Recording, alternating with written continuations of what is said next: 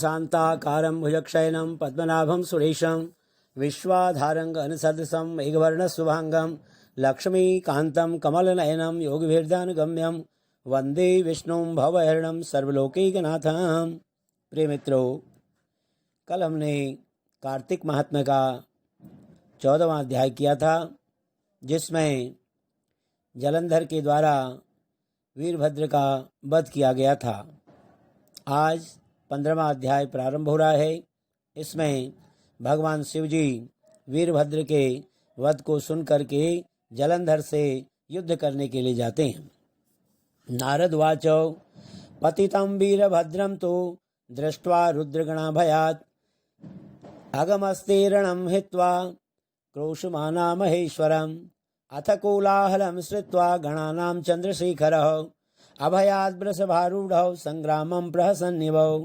नारद जी ने कहा कि वीरभद्र को पृथ्वी पर गिरे हुए देख करके महादेव जी के गण भय से रण छोड़कर हाहाकार करते हुए भय से भागकर शंकर जी के पास गए।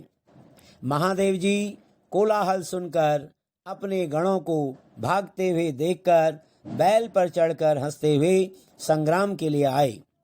शंकर जी को आता हुआ देखकर सिंह की भांति गर्जन करते हुए रुद्रगण लौटे और बाणों की वर्षा से दैत्यों का संहार करने लगे। जिस प्रकार कार्तिक का व्रत करने वाले को देखकर पाप भागते हैं, वैसे ही भयंकर शिव जी की भीषण मूर्ति को देख करके सब दैत्यगण भागने लगे।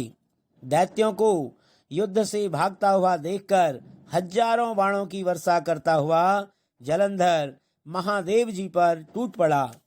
शुंभ, निशुंभ, स्वमुख, कालनेमी, बलाहक, खड्गरोमा, प्रचंड और घस्मर आदि दैत्य भी शिव जी के पास युद्ध के लिए दौड़े आए। बाणों के अंधकार से अपनी सेना को ढका हुआ देखकर शिव जी ने उस बाण समूह को काटकर अपने बाण समूह से आकाश को ढक दिया।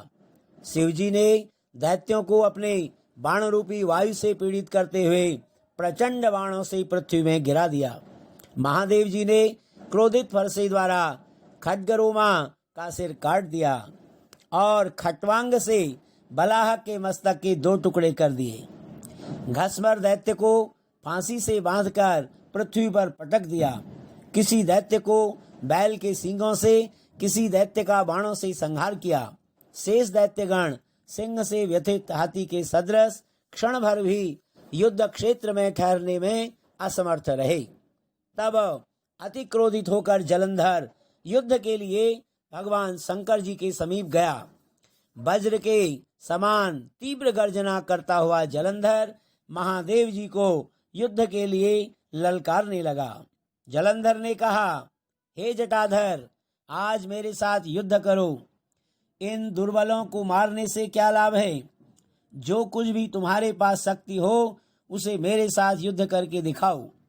ऐसा कहकर जलंधर ने 10 बाणों से महादेव जी को मारा। महादेव जी ने उन बाणों को हंसते हुए अपने तीखे अमोघ बाणों से बीच में ही काट दिया और तीव्र 7 बाणों से उसके घोड़े, ध्वजा, छत्र और धनुष को भी काट दिया। धनुष और रथ कट जाने पर जलंधर गदा लेकर तीव्रता से दौड़ा। रुद्र जी ने बाणों से उसकी गदा को 3 टुकड़े कर दिए। तब भी वह मुष्टिका द्वारा महादेव जी को मारने पर उद्यत होकर समीप आया। तब तक रुद्र जी ने उसे एक बाणों के समूह द्वारा 1 कोस की दूर पर फेंक दिया।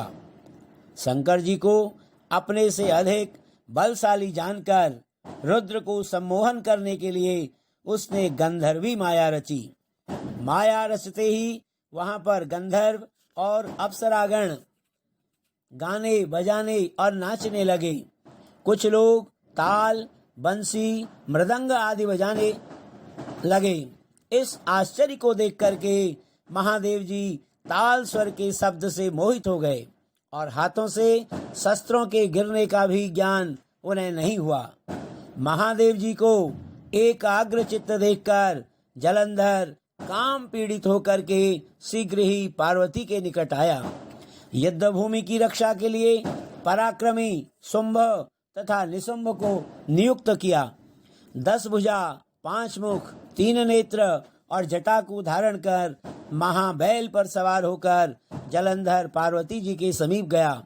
महादेव जी को आते हुए देखकर सखियों के बीच से उठकर पार्वती जी महादेव जी के सम्मुख आई।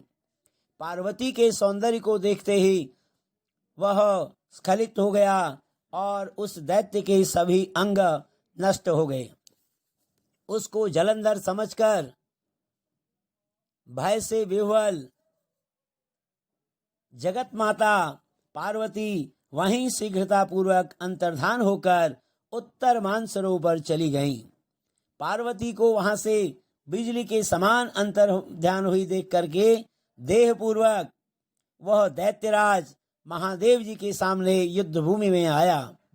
पार्वती ने भी डर के मन से विष्णु भगवान को स्मरण किया और स्मरण करते ही पास में बैठे हुए विष्णु भगवान को देखा। पार्वती ने कहा कि हे विष्णु, पापी जलंधर ने जो अद्भुत कार्य किया है, क्या उसकी यह चेष्टा आपसे छिपी है? विष्णु भगवान ने कहा, उसी से जब यह मार्ग दिखलाया है तो उसी मार्ग से हम लोग भी चलें। इसके अतिरिक्त पातिव्रत्य धर्म से सुरक्षित वह दुष्ट कभी नहीं मारा जा सकता। नारद जी ने कहा, ऐसा कहकर विष्णु भगवान जलंधर के श्रीनगर में पहुंचे। इधर महादेव जी गंधर्वों से लड़ने के लिए रण में खड़े थे। माया के नाश हो जाने पर शंकर जी चेतना में हुए। फिर रुद्र चकित मन से क्रोधित होकर के जलंधर के साथ युद्ध करने के लिए युद्ध क्षेत्र में आए। जलंधर भी शिव जी को युद्ध में आया देखकर वाणों की वर्षा करने लगा।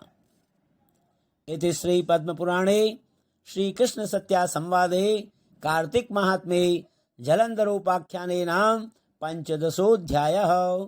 बोलो श्री लक्ष्मी नारायण भगवान की जय। शांताकारं भुजगशयनं पद्मनाभं सुरेशं विश्वाधारं गगनसदृशं मेघवर्णशुभांगं लक्ष्मीकान्तं कमलनयनं योगभिर्ध्यानगम्यं वन्दे विष्णुं भवभयहरणं सर्वलोकैकनाथं। कस्तूरीतिलकं ललाटपटले वक्षस्थले कौस्तुभं नासाग्रे वरमौक्तिकं करतले वेणुकरे कङ्कणं सर्वाङ्गे हरिचन्दनं सुललितं कण्ठे च मुक्तावले गोपस्त्रीपरिवेष्टितो विजयते गोपालचूडामणि। मङ्गलं भगवान् विष्णु मङ्गलं गरुडध्वजौ मंगलम पुंडरीकाक्षौ मंगलाय तनूहरि। बोलो श्री लक्ष्मी नारायण भगवान की जय।